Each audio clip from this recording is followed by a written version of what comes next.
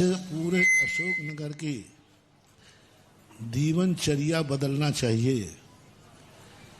कल से हर घर का जो कार्य होना हमने बता दिया ना था कल से अशोकनगर के प्रत्येक जैनी के दरवाजे, महिला घर से बाहर जब जाएगी तब पहले घर के सामने चौक पूरेगी रंगोली और 5 कम से कम दीपक जलाएगी। ये तुम्हारे लिए शगुन है। कल के बाद शाम को सोने के किवाड़ बंद करने के पहले घर के दरवाजे 5 दीपक जलाएगी सोने के पहले, और सारे लोग घर के अंदर 5 दिन तक सबका वातावरण घरों में संयममय होगा, सबका वातावरण धर्ममय होगा। 7 दिन की बात है। कोई भी व्यक्ति किसी प्रकार का कोई भी व्यसन आदि नहीं करेंगे। कोई भी व्यक्ति किसी प्रकार का आदि गुटखा तंबाकू शराब जिंदगी भर भली पिया हो, खाया हो तो माफ किया जा सकेगा। इन 7 दिन के अंदर खाया तो दुनिया की कोई ताकत तुम्हें बचा नहीं पाएगी, वही तुम्हारी मौत का कारण बनेगा। गुटखा वाले सुन लो कान खोलकर। 7 दिन मान जाओ, 9वें दिन 8वें दिन तुम्हें जितना खाना पूरा किलो भर खा जाना, नहीं तो वही, क्योंकि भगवान पंचकल्याणक है, भगवान की प्रतिष्ठा है। सौधर्म इंद्र जब भगवान का जन्म लेता है 12 योजन की अयोध्या को पावन करता है। 12 योजन कितना हो गया? यदि छोटा योजन भी लेते हैं तो 1 योजन में 2 कोस होते हैं, तो 12 दूनी 24 कोस, 24 दूनी मील कितने हो गए? 144 किलोमीटर का एरिया शुद्ध करता है, देवताओं की ड्यूटी लगा देता। जाओ 144 किलोमीटर के अंदर कोई पाप नहीं होना चाहिए, कोई शराब जुआ खेड़ी नशा, कोई अत्याचार, कोई किसी कुछ नहीं होना चाहिए। 144 किलोमीटर का एरिया। भगवान को कहाँ जन्मना है? नाभि के दरबार घर में। भगवान को जन्म तो नाभि के महल में रहना है। भगवान का अवतरण तो माता के गर्भ में आना है। लेकिन शुद्धि कितनी बड़ी, 144 किलोमीटर की। ऐसे नहीं बन जाते हैं भगवान। 144 किलोमीटर का शुद्धिकरण। आपके यहाँ भी भगवान आ रहे हैं। हम पूरे अशोकनगर को कर पाए या नहीं कर पाए, लेकिन जैनी का घर, हर घर शुद्ध रहना चाहिए। क्योंकि जब 144 किसी जैनी के घर में 7 दिन कोई रात्रि में अन्न का भोजन नहीं करेगा, कम से कम अन्न का त्याग 7 दिन कर लीजिए। और इन 7 दिनों में यदि तुमने अन्न खाया तो एक दिन ऐसा रखेगा कि तुम खाने लायक ही नहीं रहोगे, फिर स्थिति तुम्हारी बिगड़ जाएगी। क्योंकि उस समय तुमने किया है। इसलिए कोई नशाखोरी नहीं, कोई जुआखोरी नहीं, कोई किसार का नहीं। पूरे 12 योजन तक नहीं तो अपने जैनी के घर घर की ये बात होना चाहिए। कोई घर में रात में भोजन नहीं बनेगा, ना खाएंगे। और कोई भी अभक्ष सेवन नहीं करना। 7 दिन तक कोई ऐसी चीज नहीं खाना जो जैन धर्म के विरुद्ध में हो। 7 दिन तक जैनी के घर में कोई आलू प्याज नहीं आएगा। 7 दिन के लिए कह रहा हूं, बाद में मानो तुम्हारी मर्जी। 7 दिन के लिए कह रहा हूं कि कोई भोजन में महिलाएं अभक्ष नहीं बनाएंगी। 7 दिन तक नियम ले लो, भगवान का अवतरण हो रहा, हमारे घर में कोई अभक्ष भोजन नहीं आएगा।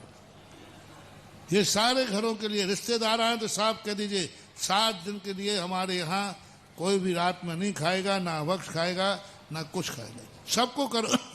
देखो इसका चमत्कार क्या होता है। और भगवान की प्रतिष्ठा होकर कोई साधारण काम नहीं है, भगवान को प्रतिष्ठा की जा रही।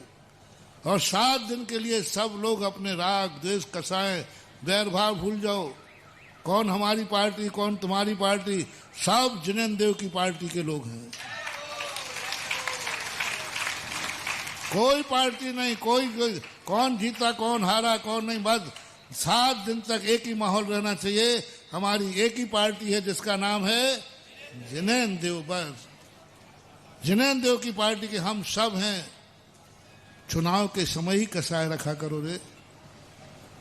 चुनाव के बाद हमारा देश, हम हमेशा नेताओं से कहता हूँ, चुनाव के समय राग द्वेष कर लो, चुनाव में जो जीत के आया वही हमारा बॉस है, वही हमारा नेता है और भारत हमारी माता है। ये सब राग द्वेष छोड़ो, सब कसाई कम करके 7 दिन के लिए बहुत मात हमारा एक ग्रुप है जिसका नाम है जिनेंद्र ग्रुप। जिनेंद्र भगवान हमारे हैं, वो कार्य करना है। सब बाद में मत कहना इन 7 दिनों में यदि किसी ने कुछ किया उसकी क्या हालत होगी, वो तो वो खुद ही बताएगा रोते हुए।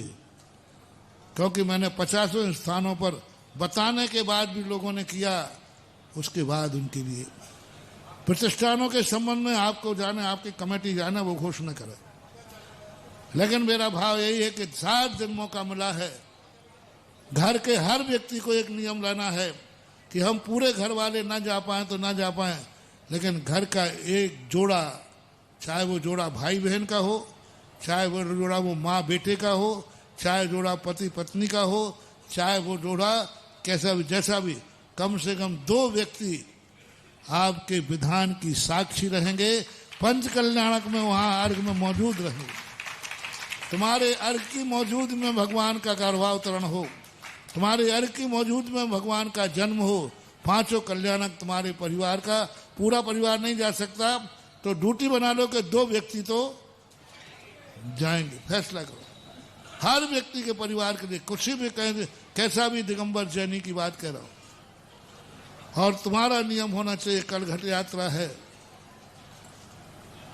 पूरे दिगंबर जैनियों की कोई भी महिला कल नहीं बचेगी जिसके सिर पर घट यात्रा का कलश ना हो। तुम मेरे पास बार बार मांगने मत आया करो, मेरे पास कमरे में देने को कुछ भी नहीं है, और मेरे पास जो कुछ होता है सब मैं पंडाल में दे देता हूं। कल के दिन तुम मांगना कर महाराज ये हो जाए, मैं आज कह रहा हूं यही मेरी भभूत है, वही मेरा भूत है, और इसी भभूत का मैं भूतनाथ हूं। कल अपने नगर में पंच कल्याणक है, कल हर महिला के सिर पर घट यात्रा का कलश हो, यही तुम्हारी जिंदगी के सुहाग का मंगल है। विवाहित भी और अनविवाहित भी, जो कुंवारी है वो भी अपने लिए कलश। मान लीजिए किसी कारण से कलश नहीं मिल पाया तो अपना खुद जाके बाजार से खरीद करके और फिर कलश होंगे सब। लेकिन यहाँ का पंचकल्याणक का लेना वो महामांगलिक होता है, क्योंकि वो पंचकल्याणक का संकल्प करके आए। जो तुम्हारे पास कलश है वो बासा हो गया, वो जूठा हो गया।